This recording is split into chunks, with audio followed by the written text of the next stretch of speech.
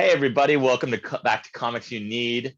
I am always with the gorgeous Mistress K. I am Nick Donabed. Hey If you want, y'all, thanks for tuning into our yeah, channel. And if you're just tuning in for the first time, make sure you like and subscribe. right, like and subscribe wherever the button is. We haven't put it there yet, but the magic of post, we can put it anywhere we want. So, but yeah, so Just on kidding. today's topic, we're going to talk about open mics, pre-pandemic, post-pandemic, what it takes to do an open mic, what it's like, what do you expect, the behind the scenes for the people that have never done one. They can be amazing. They can be like getting a root canal or waiting for death row, depending on the people you're with and the room, the energy, all that, what it takes. Because I think I read one place that people's worst fear is public speaking, let alone Yeah. public speaking with the intent to make people laugh. So Isn't that yeah, crazy? Isn't that crazy that the number one fear is public speaking? It's not even dying. Like people are like, it's right, not, it's like speaking. What? right, I just in front of strangers. honey, like wherever I go, I'm on stage. Let's be real. Like, Amen to like that. exactly. Like Billy Shakespeare, all the world's a stage. I know. I can't imagine having that feeling. But we do. We have. I mean, you get kind of like the pre-show jitters, right? Like you get Oh the, yeah, like the flush of anxiety. right, Like for me, before I perform, I like try to always look over my set and I go, okay, don't forget this one, because it's usually always like a new thing that I popped in maybe right, the night before or earlier in the yeah, day. Or like literally 2 minutes before I'm about to go on. right. Sometimes I think one thing I've been practicing lately is to get in the mindset like this is like a boxing gym for comics. This is where you practice. So this is where you expand your material, because a lot of times when I would do it to get the laugh, you would go back to the tried, true, and tested material, but that would not help me expand my comedy lexicon, Yeah. because it's great to have 4 or 5 bits that work anywhere, but if you just working on those bits, you're not growing as a comic. You're not getting to the next level. And what's the point of driving to LA if you're going to do your tired old material? Yeah. And I Or guess like far. I guess what we should say to the viewers that are watching this who maybe are new to comedy or haven't done comedy ever, what an open Right. mic is. I mean, essentially what it is it's a place for comics to come take their notes on their phone, or if they're like me, the old school notebook with Right. paper, right? Exactly. I always have my notebook with me. I've Yeah. got sharks on mine as my motivator, because I am the shark. Got it. Wherever Got I it. go, my spirit animal. I'm like, I smell blood in the water. You better tell these jokes, guys. You better tell these jokes. But as a going to an open mic, right? An open mic is a place for comics to come and try out their material, right? Or sometimes comics just get up on stage and they riff, right? And a riff is Right. just like talking about something that either upsets you, pisses you off, or something that's happened in your life. And it's kind of like an open mic is kind of like what? Free group therapy almost, in a Right. I sense. mean, it's impromptu when you riff, and sometimes I think a lot of times the best comedy comes from trauma or pain in your life that you've been able to flip the script and turn the frown upside down and turn the page. And I think if you talk to any comic or anybody who is aspiring to be on a Netflix special or trying to be a professional comic, we all have that common thread of something in our life, but then we turn the page to make it better or make fun of it, because if you can laugh at it, it can't hurt you anymore. Right. And so that's Right. But a there's great thing. also people that just go to mics because they like to go to open mics. They're not even Right. trying to be comics. They just want to go up and talk their talk. Or they're just, very small people that don't have anybody that listens to them, right? Right. So, and those are the people You that know pay who you five. are, man. You know who you are. But yeah, I mean, that's another thing too, is also respecting the room. If you don't have anything at least pre-prepared. Don't take time away from the room. I Yeah. mean, you can leave the stage early. You don't have to stay up there the full 3 or 5 minutes. And that's another thing too, is trying to schedule mics back to back to back, because if you're driving a distance, you want to make it worth your while, because the most you're probably going to get is 5 minutes. Right. And so if you're driving 60 miles for 5 minutes, you want to get a couple of those in, and you want it to be worth other people's time. Well, maybe not so much other people's time, but make it worth your time, because it is an investment. It costs gas, it costs money, all that. Yeah. So we recently, so we were going to Mike's during the pandemic. We went to these underground places, right? It wasn't it Right. fun? I honestly I'm a little sad that things are starting to open now, because I kind of I miss know. the Me too. undergroundness, like the speakeasy vibes. Right. Like I remember I was on like a group chain text from like comics in LA, and they were like, shh, we're not telling anybody, we're doing it in this guy's backyard. Like, we're not supposed to, like we were like, DM me for the location. Like, you're yeah, not posting it on and social people were media. like, listen, we can only have, because LA was like, you can't assemble for more than 10 people, right? Or like at all. So we were like, don't tell anybody, you can't bring nobody. Like, it was just, I was like, oh my God, like but it was kind of cool, like in a way, because I'm Italian. I was like, hey, this is what my ancestors did in the mob. It's like, hey, forget about it. don't tell them, we're freaking put them on the rack. Like right. Well, it was like very like underground, and it's like, yeah. One place that I used to go to had a code word. Like you need to know the code word to get in. And super speakeasy. Right. And I remember I went and I was just like, this code word thing, so like stupid, right? I was like, everybody's gonna know it, right? But this guy went up and he was like, what's the code word? And the guy said the wrong one. And I was like, oh man. I was like, and for a second, I second guessed myself, and I was like, oh, I thought it was something else. Like, I forget what the code word was, but it was like something stupid. And I was just like, oh, I was like, do I have the wrong code word? And the guy said, I'm sorry, but that was last week's code word. He was like, he's like, I can't let you in here. And so the guy actually got told not to come. And I was just like, damn. Taking it serious. You shall not pass. Yeah, I was like, oh, we're really doing this. All right. So then when I went up, I was like, is it this? And the guy's like, yeah, come on in. And he was like, come on in, Mistress Kate. Like, he knew me. And I was just like, so if I said the wrong code word, would you not let me in? He's like, not for you. And I was like, all right, cool. So I'll just come. I don't need the code word. Like, it was just really funny. It was great. So funny. And it was like those little places. And I did so much interesting comedy during the pandemic. And, like we went to Knuckleheads in San Clemente. And San Clemente is a bit of the wild, wild west, where, I mean, here, right or wrong, whether you believe it's correct or not, they shut off our beach parking lot. And next thing you know, there is a rally. And we were blessed to still have things pretty much open during the pandemic on the DL, getting some stage time when others were not allowed to or having the ability to. Yeah. And I mean, I still laugh about it, but it was like, I went there and, like, we got our mask on, and then I went there and I'm like, I'm the only one with a mask. Like, I was just like, oh man, I was like, oh, we're really out here. Like, I was like, okay. I was like, do I live dangerously? And I was like, yeah. And I got some shit for it too. I will be honest with you. I had people slide into my DMs like, that's totally irresponsible of you. And, like, you could be out there killing people.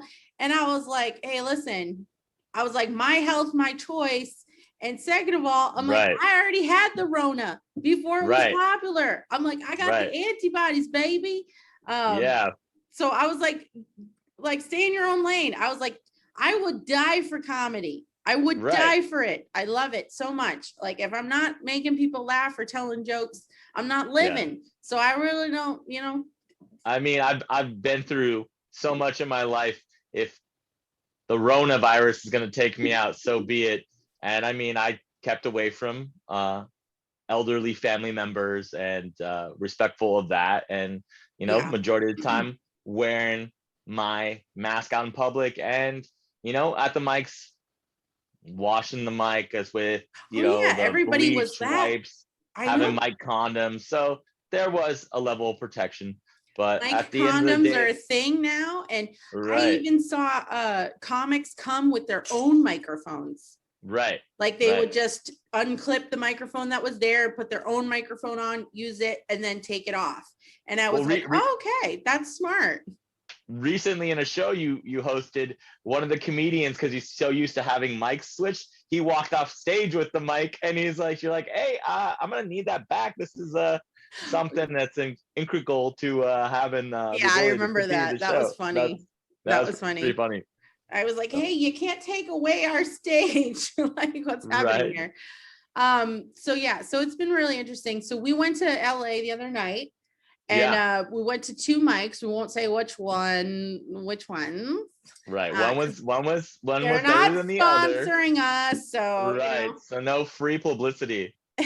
But sponsor us, like and subscribe to our channel. Ding, ding, ding. Yeah, Right. exactly. But we went to these mics, and honey, right? Like I thought, again, and correct me if I'm wrong, but I thought because we were all indoors for like a year, right? And some of us even maybe more than that, Right. that when places started to open up again and we started to be able to come and do an open mic again together, I just thought people would be happy to be Right. back together, to be back doing mics together, and maybe Right. be a little bit, I don't know, more like pleasant Yes. or like more apt to laugh because we've all been like trapped. Right. I don't know. Was I wrong in thinking that? Like, No, not at all. Maybe we are kinder than others, but I think when I go to an open mic, because I know how much it takes to get into one, to do one, the time, the effort, preparing, I try to listen and be a little bit respectful. And unfortunately, a lot of the mics, you are basically telling jokes to yourself because everybody's going through their own set list.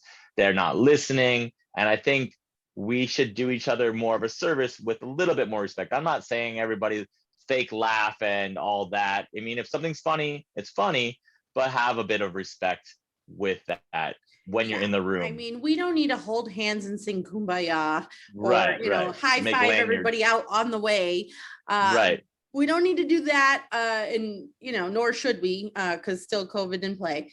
But I right, feel like, again, and maybe I'm oversensitive to the point, but the mics that we went to, I was one of me and our friend that came with us, we were the only two women at both of these places. And pre-pandemic, I've gone out to thousands of mics by myself, no problem, no issue, and had men say the worst, most terrible, horrible things yeah. There's a bit of because toxic masculinity going around. because I'm a woman doing comedy and I'm, like singled out and I'm, one of the minorities in the group. And like I'm used to it. So like last night was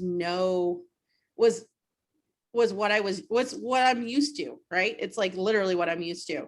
And we went out with you and another male comedian friend of ours. Comic, yeah. Yeah. And I mentioned to you we were getting some food and I said, okay, but can we talk real serious real quick, right? Like we're having a good time. Right. Can we talk real serious for a quick minute? Because I think last night was the first time that you have gone out with me at a mic and have seen exactly Right. what I've told you how it is Yeah. to be a female in comedy, and the Right. things that I've gone through and things that have been said to me and Right. at me.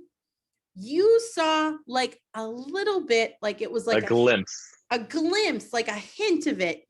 And Yeah. the only reason why you only got a glimpse or a taste was because you were with us. Right. If you were not with us, it would have probably been a whole more chunk I know. of stuff that happened. And I said to you, I was like, do you see it, right? Like I'm not just sensitive. I'm not just making this shit up. Like No, you're not right? hypersensitive. And it's just sad that it's low hanging fruit. It's why can't we get past this? funny's funny. It doesn't matter how it's packaged, and having respect and a common decency.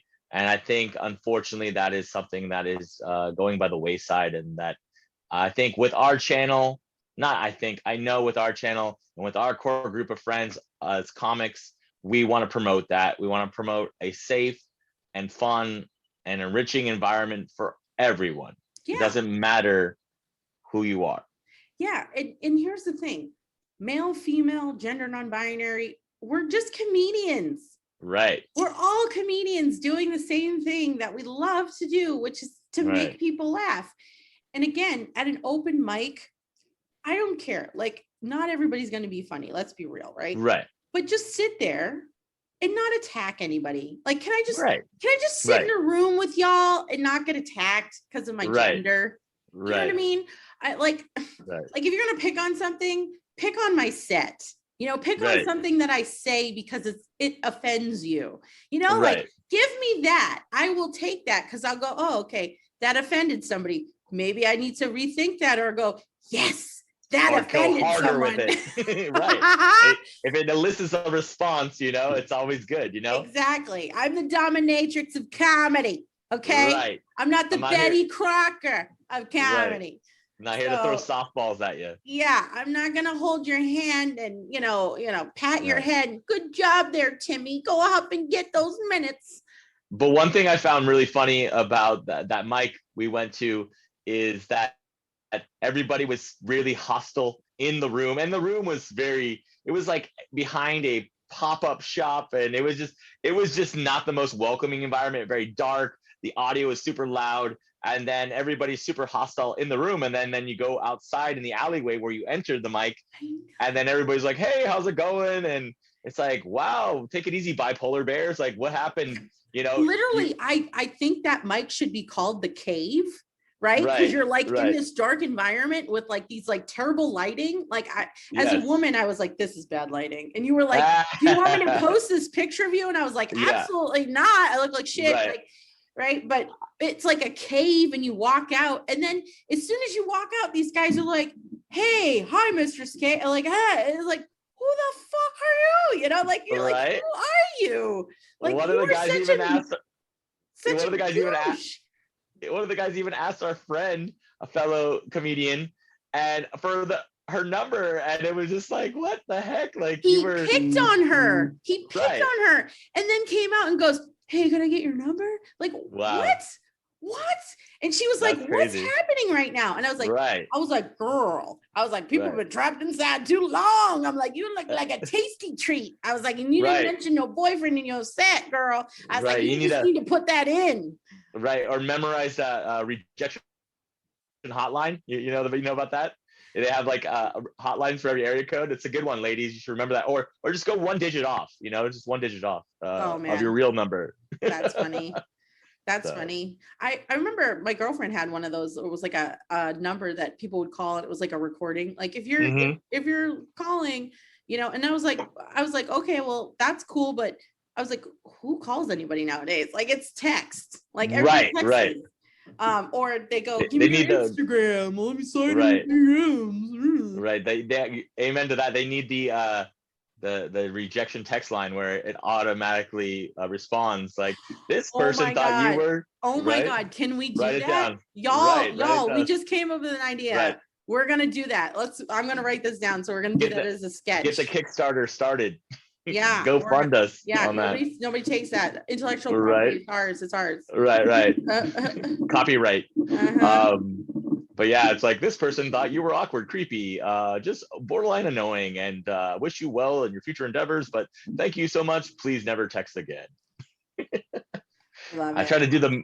Do you guys remember Movie Phone? I might be dating myself, but that was a bit of the Movie Phone. Oh yeah, voice, and you'd call and get the show times. Right. Yeah, and then if you missed it, you had to like listen to the whole thing over again, or like, you'd shut up, mom. And call back. My mom would always like on the one movie I wanted. She's like, "Hey, what do you want for dinner?" I'm like, I gotta listen to this all over again. I love it.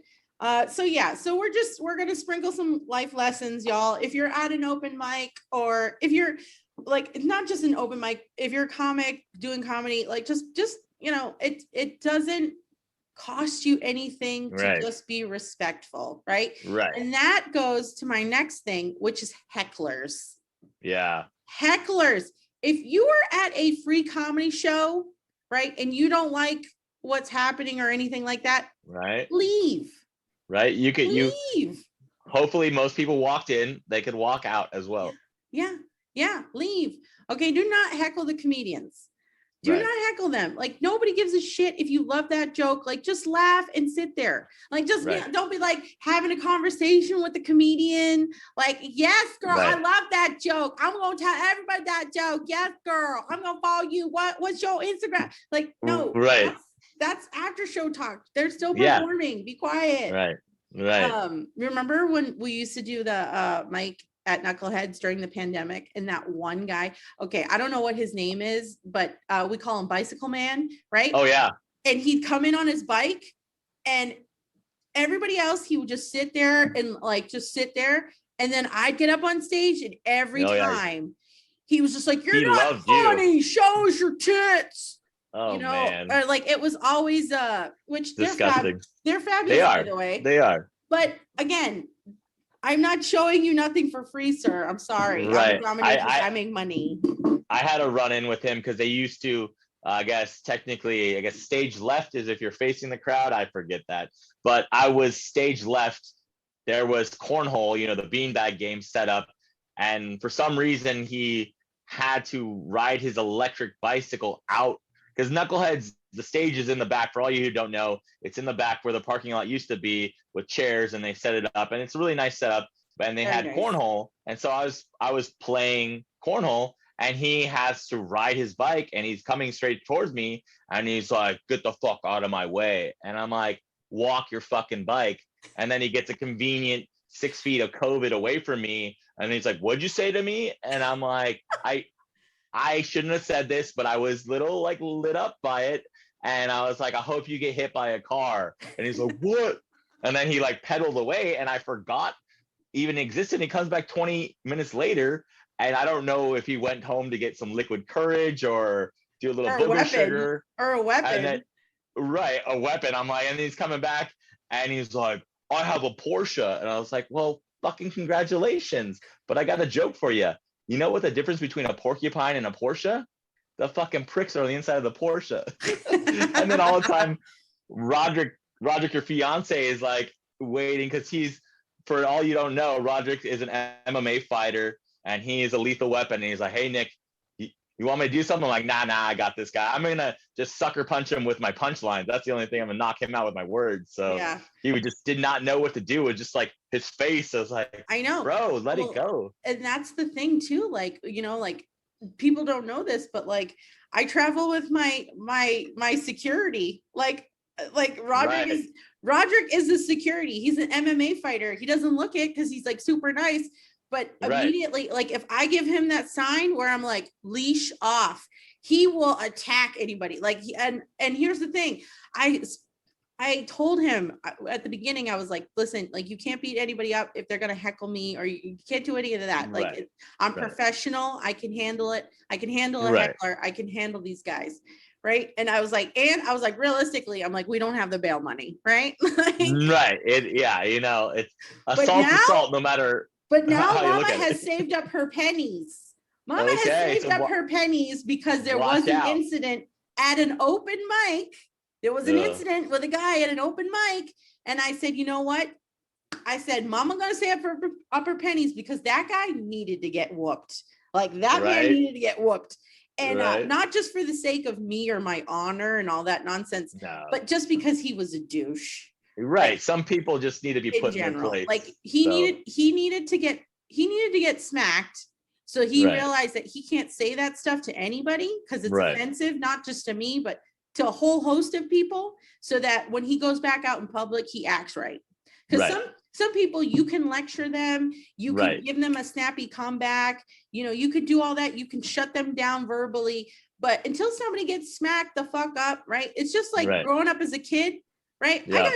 I got hit. Like my mom hit me, and then I was like, "Oh shit, I won't do that again." I don't want to get hit, right? Right. So it's it's the same thing. Some people just need to get right.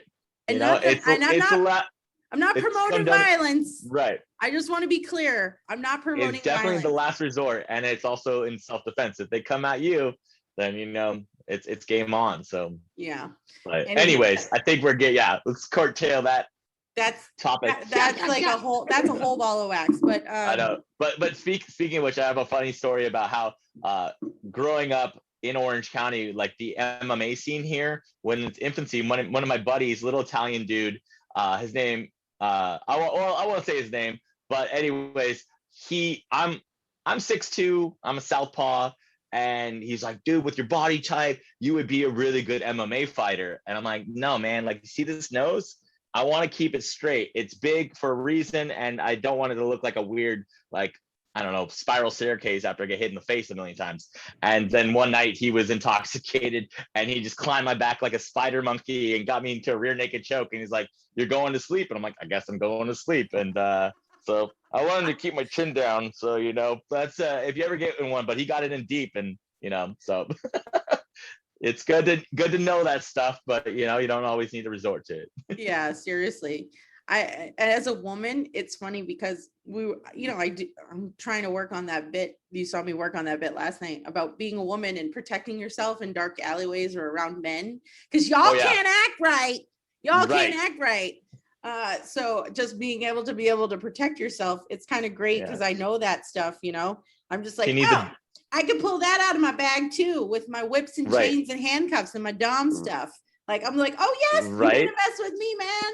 Like, you think I'm just like some funny chick? No, I have toys. I have tools of the trade where I can hurt you. Like, I can hurt you. Do not come up behind me. I am not the girl you want to mess with. I will bite you back. Like, I'm not karate kidding around. I will Tybo your ass. Yeah. I will Billy Blanks you out of existence. Yeah, but it was interesting. During the pandemic, everybody in the entertainment business, because all of us, we work in either like a hospitality field during the day, and then we do comedy, or we do our acting, or whatever it is, music, all that stuff. There was like a mass exodus out of Los Angeles during the pandemic. Yeah. So we lost a lot of creative people during this whole process that have gone back home or gone back to different areas. And just in the comedy community, there's been a flood of people to Texas to go and hang out with Joe Rogan and his crew. And Elon Musk play with a flamethrower. Yeah. So that's kind of been interesting because last night we went to that mic and I ran into two comics I knew, and I was like, oh my God, I haven't seen you since before the pandemic. So it was cool in that sense. But also I know I've lost a lot of those people that I probably won't see now because they've left. Right.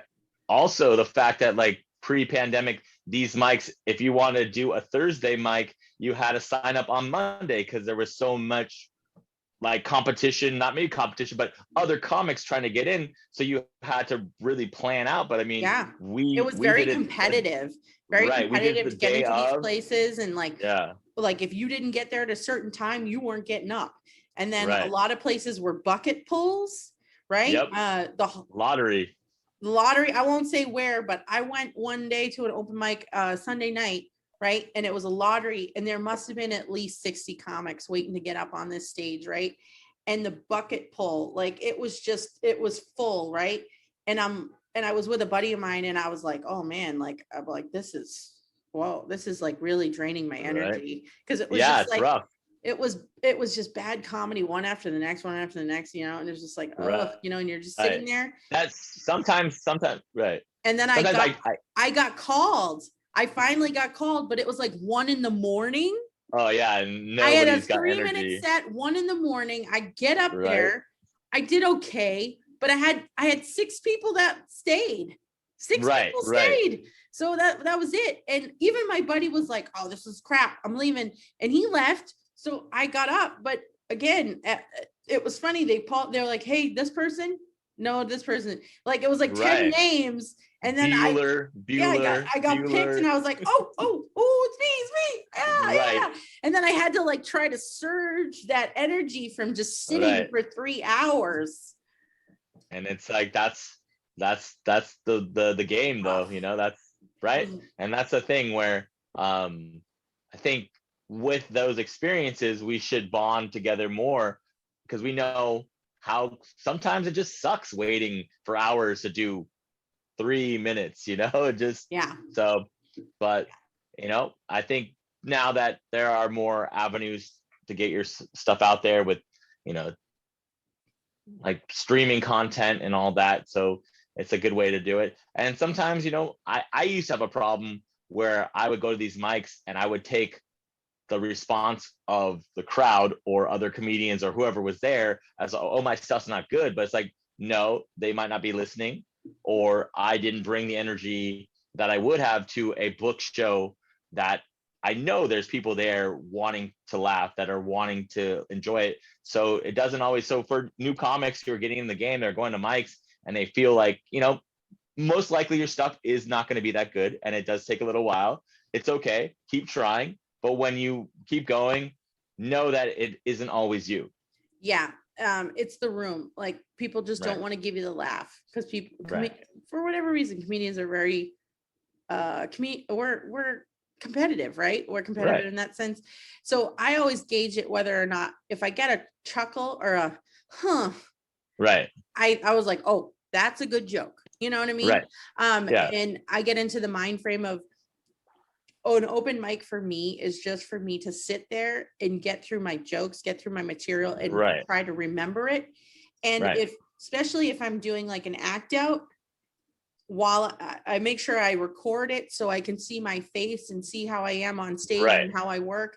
And if that gets more laughs doing that act out, then Right. just Or standing there doing this, you know, again, right. so you can gauge it that way. And it's more of a rehearsal. Motion. It's a Motion. rehearsal. Right. Motion creates emotion, and Yeah. it's, you don't want somebody stagnant, no matter how good their jokes are. If you're moving around and animated, then people are going to respond better. And I find it's a great point. Recording your set is crucial. I know a lot of people don't like watching themselves, but if you're trying to get better at comedy, it's like game film. Like the pro athletes watch their stuff, they watch game film, and then you can see sometimes you're doing a pre-planned written joke, but you come up with something on the fly that works, and then when you rewatch it, you can remember it, because sometimes you're so in the moment on stage, you can't always remember everything you ad lib. Yeah, so that's a really good tool. And stuff that you don't even plan usually can Right. hit harder than your planned stuff. So it's very important Exactly. to remember that. So let's close out this. Yeah. I just want to give a shout out to our home base, which is Knuckleheads in Yes. San Clemente. They have an open mic every Wednesday. If you are a comedian, if you are a spoken word poet, if you are somebody that does music, sings, plays an instrument, anything that's entertainment, there is an open mic at our home base in San Clemente, Knuckleheads. Please, Wednesday. I implore you to come out Wednesday nights at 7:00.